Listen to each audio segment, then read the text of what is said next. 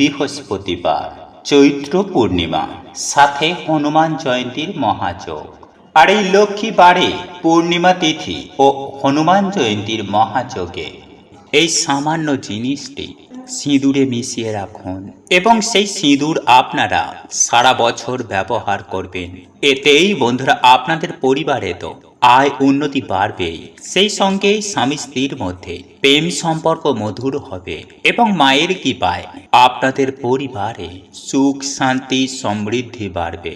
তাই বন্ধুরা, আর এই লক্ষ্মীবারে পূর্ণিমা তিথি ও হনুমান জয়ন্তীর মহাযোগে আপনারা এই কার্যটি করেন, তাহলে হনুমান নাম নিয়ে আপনারা এই কার্যটি করতে পারেন। তাই বন্ধুরা অবশ্যই কিন্তু আপনারা এই পুজো চলাকালীন এই কার্যটি করতে ভুলবেন না। এবং যারা বিবাহিত তারা তো এই উপায় বা ক্রিয়াটি করবেনই, এবং যারা অবিবাহিত বা তোমরা যারা ছোট রয়েছ তারা অবশ্যই বাড়িতে মা দিদিকে এই কার্যটি করতে বলো। এতে স্বামী এবং সন্তানের কল্যাণ হয়, বাড়ির কল্যাণ হয়। তাই বন্ধুরা আপনারা এই পুজো চলাকালীন সকাল সকাল ঘুম থেকে উঠুন, পারলে এই দিনে গঙ্গায় গিয়ে স্নান করুন। তারপরে আপনারা পরিষ্কার জামা কাপড় পরে মা দুর্গার কোনো ফটো বা মূর্তি বাড়িতে থাকলে তা স্থাপন করুন এবং এই 5 দিন মায়ের কাছে পুজো দিন। রোজ একটি করে মায়ের সামনে প্রদীপ ধরান। মায়ের প্রিয় ফুল যেমন নীলকণ্ঠ, পদ্ম বা অপরাজিতা ফুল দিয়ে আপনারা মায়ের পুজো দিন। এতেই বন্ধুরা সারা বছর আপনাদের বাড়িতে স্বয়ং দেবী মা পাহারা দেবেন, ফলে সারা বছর আপনাদের বাড়িতে সুখ শান্তি সমৃদ্ধি বিরাজ করবে। সমস্ত রকমের বাধা বিপত্তি দুর্ভাগ্য থেকে মা আপনাদের রক্ষা করবেন এবং পরমেশ্বর ভগবান শ্রীকৃষ্ণের বোন হচ্ছেন স্বয়ং দেবী মহামায়া, মানে মা দুর্গা। ফলে যে বাড়িতে বোনের বাস হয় সেই বাড়িতেই দাদার কৃপা অবশ্যই হয়। ফলে লক্ষ্মী নারায়ণের কৃপা সেই বাড়িতে ধনধান্যে ভরে ওঠে। তাই বন্ধুরা এই সামান্য কার্যটি কিন্তু আপনারা সবাই করতে পারেন। যদি চান আপনাদের বাড়িতে সমস্ত দেবদেবীর কৃপা হোক, আপনাদের ভাগ্য চমকে উঠুক, তাহলে ভিডিওটি সম্পূর্ণ শেষ পর্যন্ত দেখুন। তাহলে নতুন কিছু জানতে পারবেন, নতুন কিছু শিখতে পারবেন। এবং আপনার যদি রাশি জানা থাকে তাহলে আপনার সম্পূর্ণ নাম ও রাশি লিখে কমেন্ট আমাদের অবশ্যই করতে পারেন। তাহলে আপনার নাম ও রাশি অনুযায়ী যদি কোনো টোটকা বা উপায় থেকে থাকে তাহলে আপনাদেরকে রিপ্লাইয়ের মাধ্যমে জানিয়ে দেওয়া হবে। আর আপনারা যদি উপকৃত হন তাহলে চ্যানেলটি সাবস্ক্রাইব করে পাশে থাকা নোটিফিকেশন বেল আইকনটি অন করে রাখবেন। তাহলে নতুন কিছু জানতে পারবেন, নতুন কিছু শিখতে পারবেন। তবে ভিডিওটিতে একটি লাইক অবশ্যই করবেন। বন্ধুরা, আপনারা প্রত্যেকেই জানি যে হিন্দু ধর্মে সিঁদুরের গুরুত্ব অপরিসীম। প্রাচীন কাল থেকে হিন্দু মহিলারা বিবাহের পর সিঁথিতে সিঁদুর পরেন। মানা হয় সিঁদুরের কিছু নিয়ম পালন করলে স্বামীর যেমন আয়ু বৃদ্ধি হয়, ঠিক তেমনি আয় উন্নতিও কিন্তু বাড়ে। আবার সিঁদুরের কিছু ভুলেও বন্ধুরা স্বামীর আয় উন্নতির পথেও কিন্তু অত্যন্ত বাধা এসে দাঁড়ায়, মানে স্বামীর জীবনে এসে পড়ে চরম ভয়ঙ্কর দুর্ভাগ্য। তাই আজ আমি আপনাদেরকে সুন্দরভাবে জানিয়ে দেব যে সিঁদুরে কোন জিনিসটা রাখলে স্বামীর আয় উন্নতি বৃদ্ধি পায় এবং পরিবারে মা লক্ষ্মীর কৃপা হয়। এবং সাথেই বন্ধুরা আমরা এও জানব যে কোন সময়ে নারীদের ভুলেও সিঁদুর পরতে নেই, এতে স্বামী এবং পরিবারে দুর্ভাগ্য নেমে আসে। এবং কোন আঙুল দিয়ে সিঁদুর পরা উচিত এবং সিঁদুর পরার মন্ত্র কি। তাই অবশ্যই বন্ধুরা আপনারা কিন্তু ভিডিওটি পুরো দেখতে ভুলবেন না। এবং ভিডিওটি বন্ধুরা আপনারা একটি লাইক করে কমেন্টেই জয় শ্রীকৃষ্ণ রাধে রাধে অবশ্যই লিখুন। নাম্বার 1, ভিজে সিঁদুর কখনোই আপনারা মাথায় দেবেন না। এতে ভিজে সিঁদুরের মতো আপনাদের স্বামীর আয় উন্নতিও কিন্তু ধীরে ধীরে ডেবে যাবে। নাম্বার 2, সিঁদুর পরার মন্ত্র। বন্ধুরা বিভিন্ন জায়গায় সিঁদুর দেওয়ার বিভিন্ন মন্ত্র রয়েছে, যেমন কণ্ঠে ওম গোবিন্দায় নমঃ, কপালে ওম কেশবায় নমঃ এবং সিঁথিতে ওম কৃষ্ণায় নমঃ। নাম্বার 3, বন্ধুরা বর্তমানে অনেক নারী সিঁথিতে সিঁদুর দেয় না। আবার অনেকে তো ডান দিকে, আবার কেউ বাঁ দিকে দেয়, আবার কেউ কেউ তো সিঁদুরের জায়গায় অন্য কসমেটিক ব্যবহার করেন। কিন্তু বন্ধুরা এমনটা করা কিন্তু মোটেও উচিত নয়, কারণ বন্ধুরা সিঁদুর হচ্ছে মা লক্ষ্মীর প্রতীক। এটি স্বামীর কল্যাণের জন্য, বাড়িতে আয় উন্নতির জন্য, বাড়িতে মা লক্ষ্মীর বসবাসের জন্য আমাদের পড়া উচিত। নাম্বার 4, কোনো দ্বিতীয় ব্যক্তির কেনা টাকায় কিন্তু আপনারা সিঁদুর পরবেন না, এবং নিজের সিঁদুর আপনারা কারোর সাথে শেয়ার করবেন না। এছাড়াও কোনো বিধবা মহিলাদের সামনেও কিন্তু সিঁদুর পরবেন না।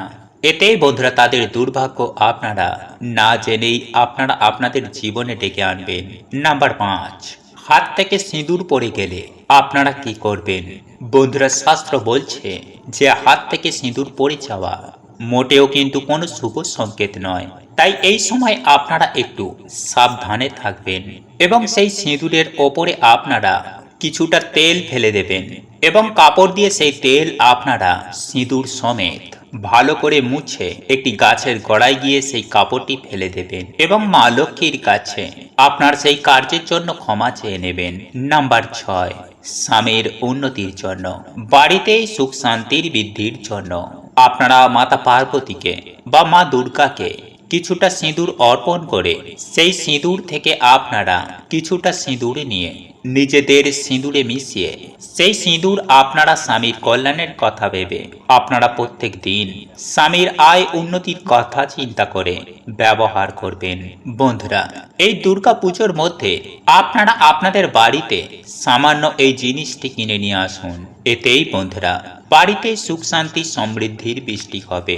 বাড়ির বাস্তু দোষ, গ্রহ দোষ এবং নেগেটিভিটির সমস্যা থেকে আপনারা মুক্তি পেয়ে যাবেন। তাই বন্ধুরা আপনারা পুজোর কেনাকাটার সাথে এই সামান্য জিনিসটি কিনে আপনাদের বাড়িতে নিয়ে আসুন। মায়ের কৃপায় আপনাদের বাড়িতে কোনো অভাব থাকবে না, অর্থনৈতিক উন্নতি আপনাদের বাড়িতে অবশ্যই হবে। এছাড়াও মায়ের কৃপায় আপনারা অত্যন্ত ভাগ্যশালী হবেন। তাই বন্ধুরা এই দশমীর মধ্যে আপনারা আপনাদের বাড়িতে কি কিনে আনবেন তাই আপনারা চলুন জেনে নিন। তবে তার আগে বন্ধুরা ভিডিওটিতে একটি লাইক করে কমেন্টেই জয় মা দুর্গা জয় এবং জয় শ্রীকৃষ্ণ রাধে রাধে অবশ্যই লিখুন, এবং সাথে আপনারা বলুন জয় মা লক্ষ্মীর জয়। বন্ধুরা আমরা আপনারা প্রত্যেকেই জানি যে সারা বিশ্বে ইতিমধ্যে নবরাত্রি শুরু হয়ে গিয়েছে। সারা বিশ্ব জুড়ে সবাই মায়ের আরাধনা করছে। এই 9 দিনে বহু মানুষের ভাগ্য মায়ের কৃপায় পাল্টে যায়। তাই বন্ধুরা আপনারা যদি পারেন তো এই সময়ে যদি আপনাদের শরীর ভালো থাকে তাহলে বন্ধুরা আপনারা এই দুর্গা পুজো চলাকালীন যে কোনো একদিন আপনারা মায়ের নামে উপোস করে মায়ের পুজো এবং আরাধনা করুন। এতেই বন্ধুরা আমাদের জন্ম জন্মের দুর্ভাগ্যের নাশ হয়ে যায়। যদি আপনারা এই সময় মায়ের নামে ব্রত পালন করেন তাহলে বন্ধুরা আপনারা নিজেরাই দেখবেন যে পুজোর আগে আপনাদের জীবন কেমন ছিল, আর এই ব্রত পালন করার পর আপনাদের জীবন কেমন পাল্টে গেছে। কারণ বন্ধুরা মা হচ্ছে করুণাময়ী, মমতাময়ী। সন্তানের সামান্য পুজো পাঠেতেই মা তার 10 গুণ ফল 2 হাত ভরে সন্তানকে প্রদান করেন। তাই যদি বন্ধুরা আপনারা একদমই উপোস করতে না পারেন তাহলে বন্ধুরা আপনারা 9 দিন বাড়িতে সন্ধ্যাবেলায় মায়ের নামে একটি প্রদীপ অবশ্যই ধরান। এই প্রদীপ আপনাদের বাড়ি থেকে সমস্ত রকমের নেগেটিভ ঊর্জার একেবারে নাশ করে দেবে। এছাড়াও বন্ধুরা এই সময় আপনারা আপনাদের বাড়িতে একটি নীল অপরাজিতা ফুলের গাছ অবশ্যই লাগান। কারণ বন্ধুরা মা দুর্গার অপর নাম অপরাজিতা। ফলে এই গাছ আমাদের বাড়িতে থাকলে বাস্তু দোষ, নেগেটিভিটির সমস্যা এবং গ্রহ দোষ, সেই সঙ্গে দুঃখ কষ্ট দুর্ভাগ্য আমাদের নাশ হয়ে যায়। তাই বন্ধুরা যদি আপনারা পারেন এই দুর্গাপুজো চলাকালীন সময়ের মধ্যে বাড়িতে একটি নীল অপরাজিতা ফুলের গাছ এনে আপনাদের বাড়ির পূর্ব দিকে তা লাগিয়ে দিন।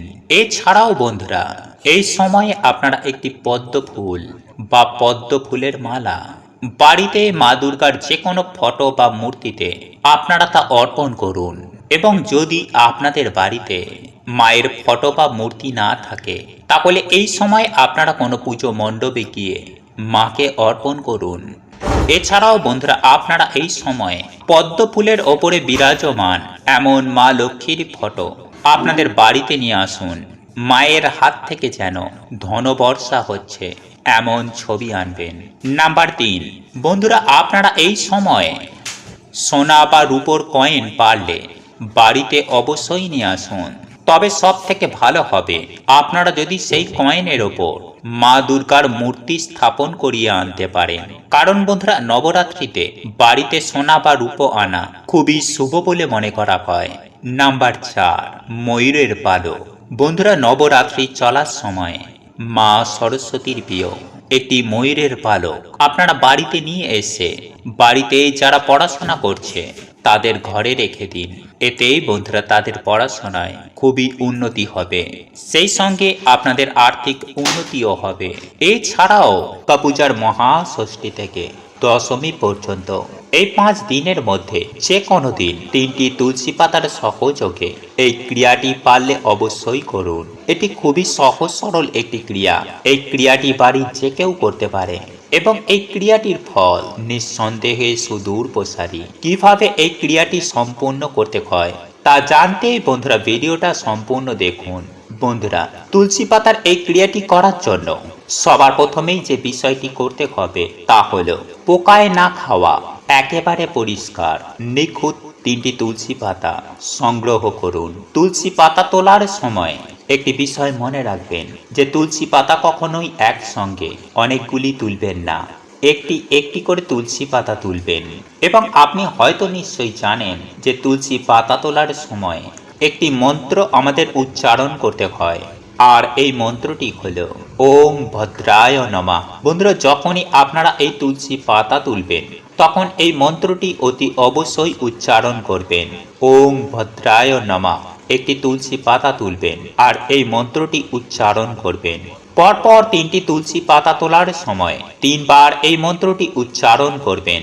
এইবার এই 3টি তুলসী পাতা তোলার পর যে বিষয়টি আপনাকে করতে হবে তা হলো এই 3টি তুলসী পাতাকে গঙ্গা জলে ধুয়ে শুদ্ধ করে নিতে হবে।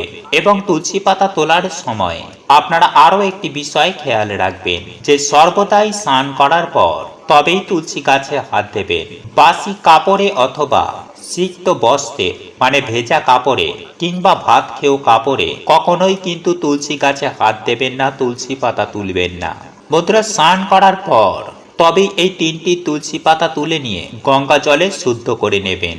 এবং তারপর এই 3টি তুলসী পাতা আপনার ঠাকুর ঘরের আসনের তলায় সেগুলিকে রেখে দিন। ঠাকুর ঘরে যদি আসন না থাকে তাহলে সেক্ষেত্রে যে কাপড়ের ওপরে আপনি ঠাকুরকে বসান সেই কাপড়ের নিচে 3টি তুলসী পাতাকে রেখে দিন।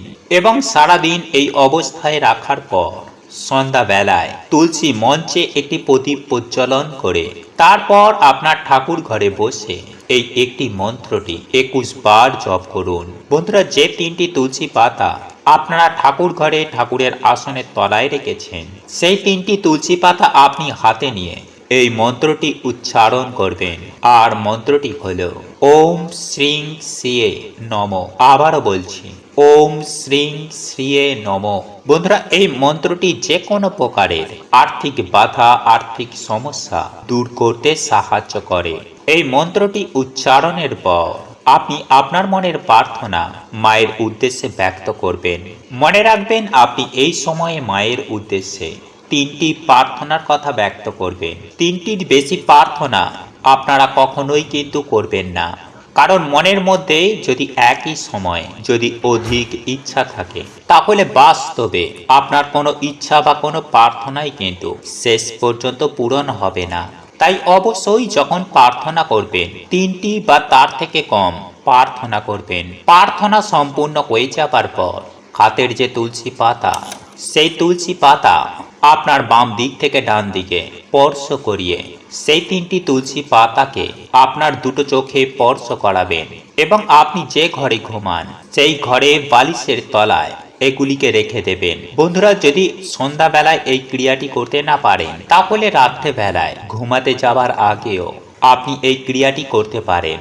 এক্ষেত্রে তুলসী পাতা 3টি হাতে নিয়ে মায়ের উদ্দেশ্যে মন্ত্র উচ্চারণ করার পর আপনার মনের 3টি প্রার্থনা ব্যক্ত করে উক্ত 3টি তুলসী পাতাকে আপনার বালিশের তলায় রেখে দিয়ে ঘুমিয়ে পড়বেন। পরের দিন সকালে উক্ত 3টি তুলসী পাতার একটি তুলসী পাতাকে একটি কৌটোর মধ্যে ভরে রাখবেন এবং সাবধানে আপনার ঘরের যে কোনো একটি স্থানে সেটিকে রেখে দিন। আপনি প্রয়োজনে ঠাকুর ঘরেও এটিকে রেখে দিতে পারেন। আর একটি তুলসী পাতা আপনি কোনো প্রবাহিত জল অথবা পুষ্করিণী বা পুকুরে ভাসিয়ে দিন। যদি জল না পান তাহলে সেক্ষেত্রে সেই তুলসী পাতাটিকে আপনি যে গাছ থেকে এই তুলসী পাতা সংগ্রহ করেছেন সেই গাছের গোড়ায় পুঁতে দিন এবং সর্বশেষ তুলসী পাতাটি ভালো করে ধুয়ে আপনি খেয়ে নিন।